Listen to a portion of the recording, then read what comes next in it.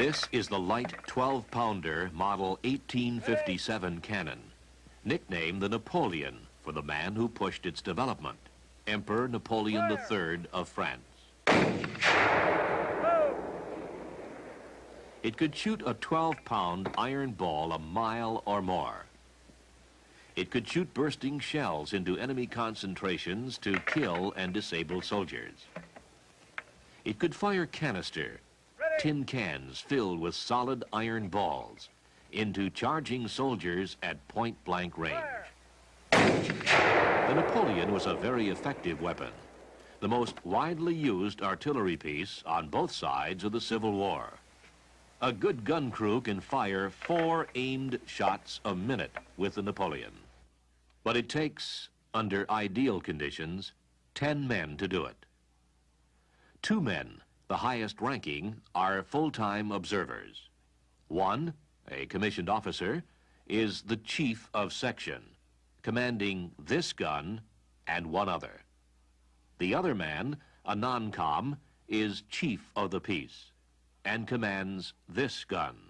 Both men watch the effects of the firing and order changes as needed. 2 more men are stationed some distance behind the gun, where they take care of the limber and its ammunition chest.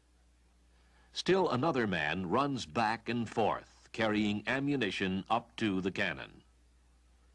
5 men are stationed at the cannon, but only one of them, the gunner, has a title.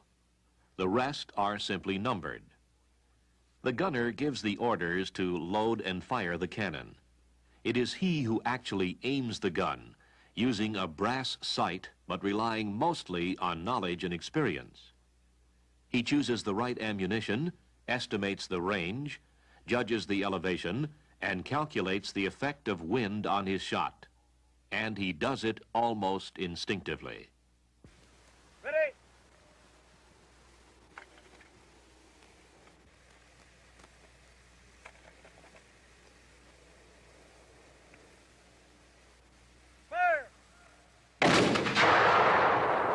Once fired, the gun has to be cooled off and cleaned out. So, while the number 3 man thumbs the vent, cutting off air to anything burning inside, the number 1 man of the crew sponges out the barrel. By this time, the ammunition carrier has brought up another round ready for loading. Each round of ammunition is made up of 3 parts: a flannel bag containing 2.5 pounds of black powder, a wooden disc called a sabot, and a 12-pound iron ball, all held together with metal straps and cords. When this package is rammed down the barrel, the powder bag winds up directly beneath the vent. But while the sponging and loading are taking place, the gunner is setting his sight, gives the order, Ready? grabs his sight, and moves back out of the way to watch the shot. The flannel bag is pierced from above with a sharp metal pick, exposing the gunpowder for instant ignition by the primer, which in this instance is a hollow copper tube filled with a gunpowder compound. A twisted wire runs through the tube at right angles. When the wire is pulled, friction ignites the priming powder, which sets off the larger charge of gunpowder. The primer tube shoved deep into the vent and held there while the lanyard takes the strain. And the gunner shouts the order to Fire! Load!